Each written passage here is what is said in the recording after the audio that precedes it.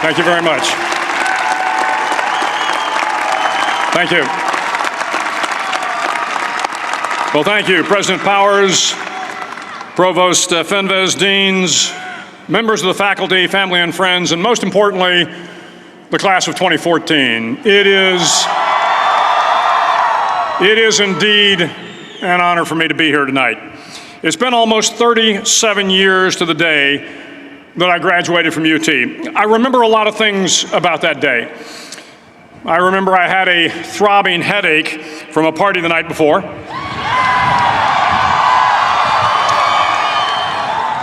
I remember I had a serious girlfriend who I later married.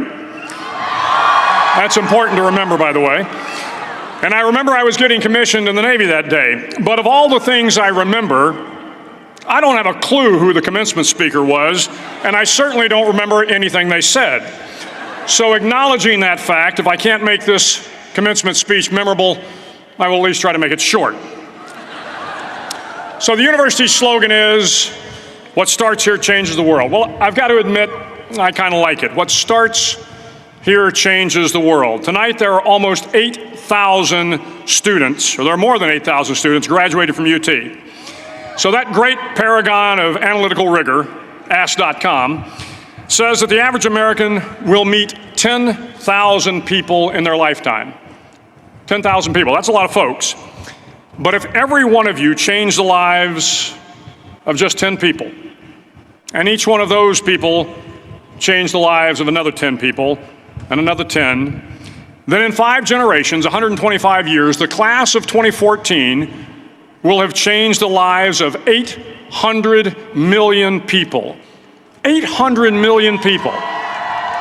Think about it. Over twice the population of the United States. Go one more generation, and you can change the entire population of the world, 8 billion people.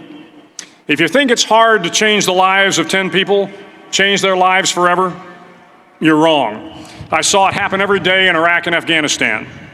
A young Army officer makes a decision to go left instead of right down a road in Baghdad, and the 10 soldiers with him are saved from a close-in ambush.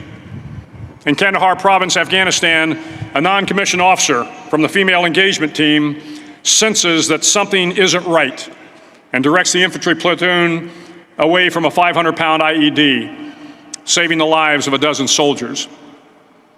But if you think about it, not only were those soldiers saved by the decisions of one person, but their children were saved, and their children's children.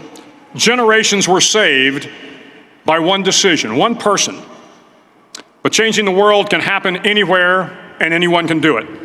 So what starts here can indeed change the world. But the question is, what will the world look like after you change it?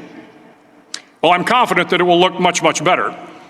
But if you'll humor this old sailor for just a moment, I have a few suggestions that may help you on your way to a better world. And while these lessons were learned during my time in the military, I can assure you that it matters not whether you ever served a day in uniform. It matters not your gender, your ethnic or religious background, your orientation, or your social status. Our struggles in this world are similar, and the lessons to overcome those struggles and to move forward, changing ourselves and changing the world around us, will apply equally to all. I've been a Navy SEAL for 36 years, but it all began when I left UT for basic SEAL training in Coronado, California.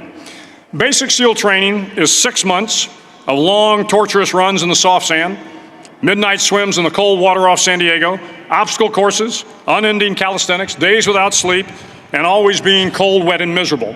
It is 6 months of being constantly harassed by professionally trained warriors who seek to find the weak of mind and body and eliminate them from ever becoming a Navy SEAL. But the training also seeks to find those students who can lead in an environment of constant stress, chaos, failure, and hardships. To me, basic SEAL training was a lifetime of challenges crammed into 6 months. So here are the 10 lessons I learned from basic SEAL training that hopefully will be of value to you as you move forward in life.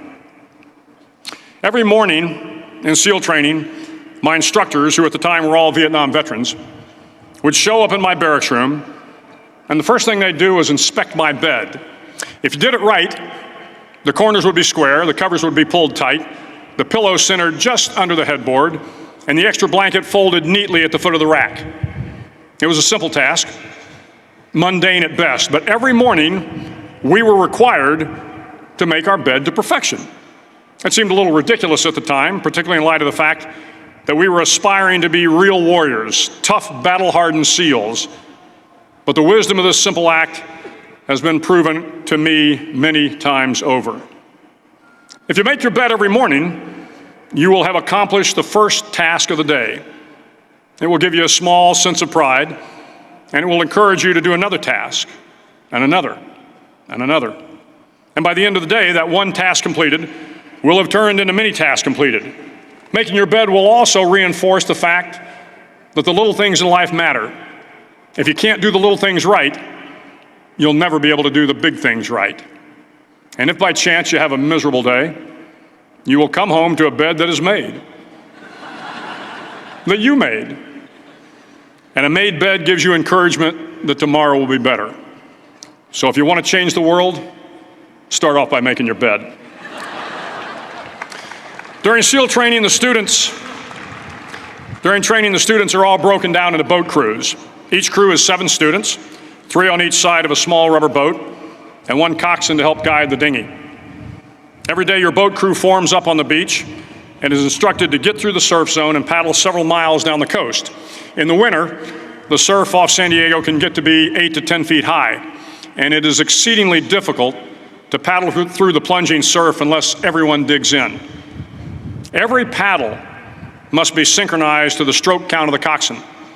Everyone must exert equal effort, or the boat will turn against the wave and be unceremoniously dumped back on the beach. For the boat to make it to its destination, everyone must paddle. You can't change the world alone. You will need some help. And to truly get from your starting point to your destination takes friends, colleagues, the goodwill of strangers, and a strong coxswain to guide you.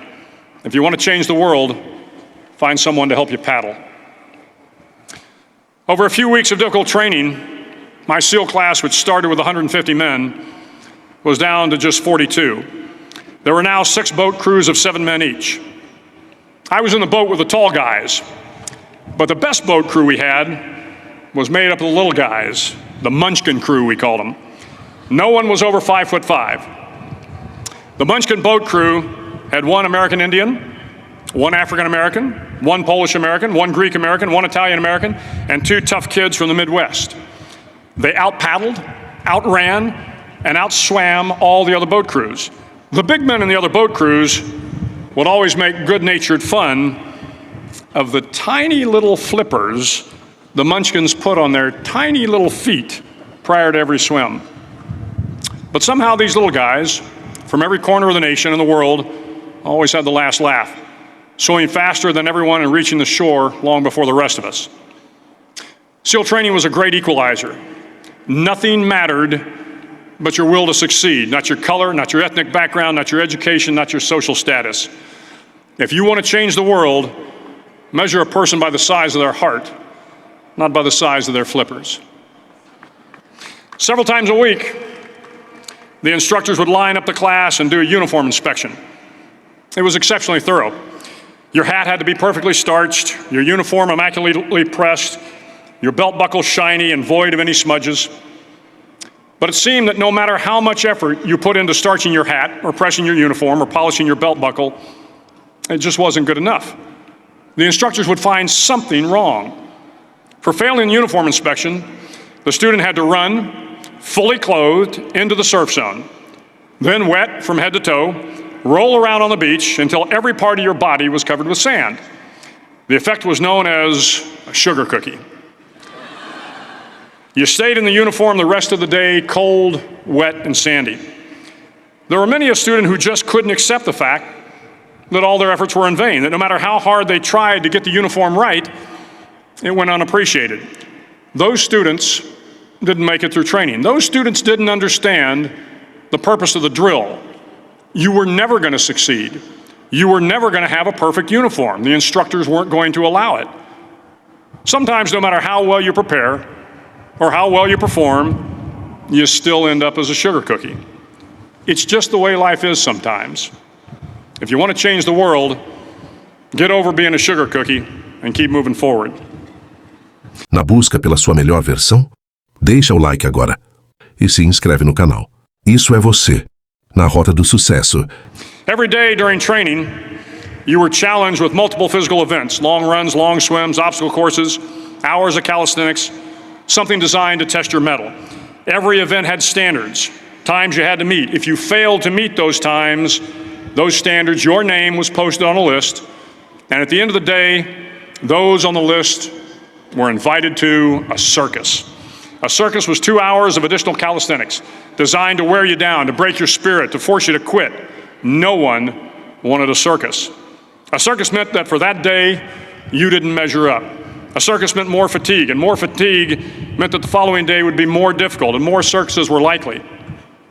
But at some time during SEAL training, everyone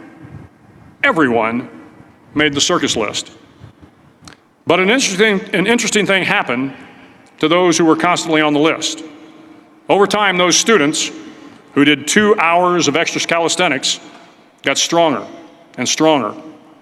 The pain of the circuses built inner strength and physical resiliency. Life is filled with circuses. You will fail. You will likely fail often. It will be painful. It will be discouraging. At times, it will test you to your very core. But if you want to change the world, don't be afraid of the circuses. At least twice a week, the trainees were required to run the obstacle course. The obstacle course contained 25 obstacles, including a 10-foot wall, a 30-foot cargo net, a barbed wire crawl, to name a few. But the most challenging obstacle was the slide for life. It had a 3-level, 30-foot tower at one end and a 1-level tower at the other. In between was a 200-foot-long rope.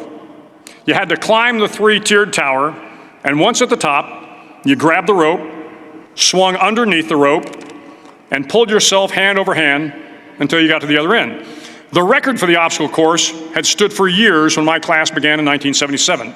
The record seemed unbeatable until one day a student decided to go down the slide for life head first. Instead of swinging his body underneath the rope and inching his way down, he bravely mounted the top of the rope and thrust himself forward. It was a dangerous move, seemingly foolish and fraught with risk. Failure could mean injury and being dropped from the course. Without hesitation, the student slid down the rope perilously fast. Instead of several minutes, it only took him half that time. And by the end of the course, he had broken the record. If you want to change the world, sometimes you have to slide down the obstacles head first. During the land warfare phase of training, the students are flown out to San Clemente Island, which lies off the coast of San Diego. The waters off San Clemente are a breeding ground for the great white sharks. To pass SEAL training, there are a series of long swims that must be completed. One is the night swim.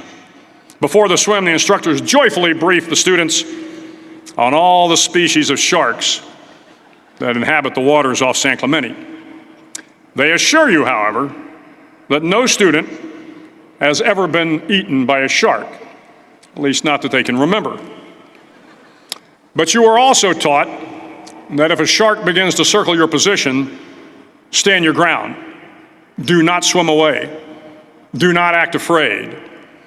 And if the shark, hungry for a midnight snack, darts towards you, then summons up all your strength and punch him in the snout, and he will turn and swim away. There are a lot of sharks in the world. If you hope to complete the swim, you will have to deal with them. So if you want to change the world, don't back down from the sharks. As Navy SEALs, one of our jobs is to conduct underwater attacks against enemy shipping. We practice this technique extensively during training. The ship attack mission is where a pair of SEAL divers is dropped off outside an enemy harbor and then swims well over 2 miles underwater, using nothing but a depth gauge and a compass to get to the target. During the entire swim, even well below the surface, there is some light that comes through. It is comforting to know that there is open water above you. But as you approach the ship, which is tied to a pier, the light begins to fade. The steel structure of the ship blocks the moonlight. It blocks the surrounding street lamps. It blocks all ambient light. To be successful in your mission, you have to swim under the ship and find the keel, the center line, and the deepest part of the ship. This is your objective. But the keel is also the darkest part of the ship, where you cannot see your hand in front of your face, where the noise from the ship's machinery is deafening, and where it gets to be easily disoriented, and you can fail. Every SEAL knows that under the keel, at that darkest moment of the mission, is a time when you need to be calm, when you must be calm, when you must be composed, when all your tactical skills, your physical power, and your inner strength must be brought to bear. If you want to change the world, you must be your very best in the darkest moments. The 9th week of training is referred to as Hell Week. It is 6 days of no sleep, constant physical and mental harassment, and one special day at the Mud Flats. The Mud Flats are an area between San Diego and Tijuana where the water runs off and creates the Tijuana Sloughs, a swampy patch of terrain where the mud will engulf you. It is on Wednesday of Hell Week that you paddle down to the Mud Flats and spend the next 15 hours trying to survive this freezing cold, the howling wind, and the incessant pressure to quit from the instructors. As the sun began to set that Wednesday evening, my training class, having committed some egregious infraction of the rules, was ordered into the mud. The mud consumed each man till there was nothing visible but our heads. The instructors told us we could leave the mud if only 5 men would quit. Only 5 men, just 5 men, and we could get out of the oppressive cold. Looking around the mud flat, it was apparent that some students were about to give up. It was still over 8 hours till the sun came up. 8 more hours of bone-chilling cold. The chattering teeth and the shivering moans of the trainees were so loud, it was hard to hear anything. And then one voice began to echo through the night. One voice raised in song.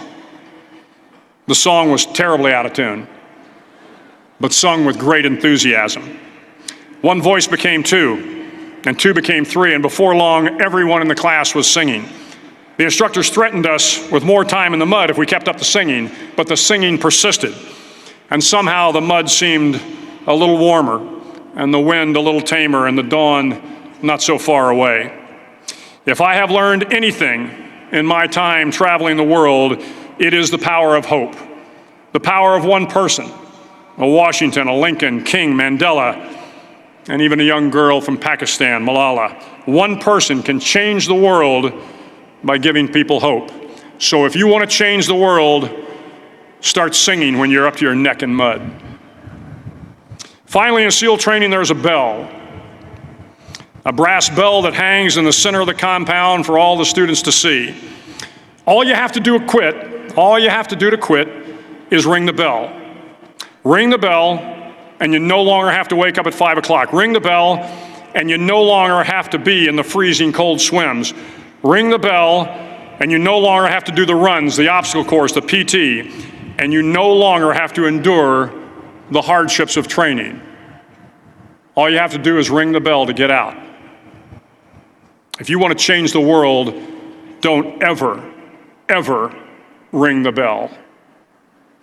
To the class of 2014, you are moments away from graduating, moments away from beginning your journey through life, moments away from starting to change the world for the better. It will not be easy, but you are the class of 2014, the class that can affect the lives of 800 million people in the next century. Start each day with a task completed. Find someone to help you through life. Respect everyone. Know that life is not fair and that you will fail often. But if you take some risks, step up when the times are the toughest, face down the bullies, lift up the downtrodden, and never, ever give up. If you do these things, the next generation and the generations that follow will live in a world far better than the one we have today. And what started here will indeed have changed the world for the better. Thank you very much. Menos promessas, mais comprometimento. Isso é você, na rota do sucesso.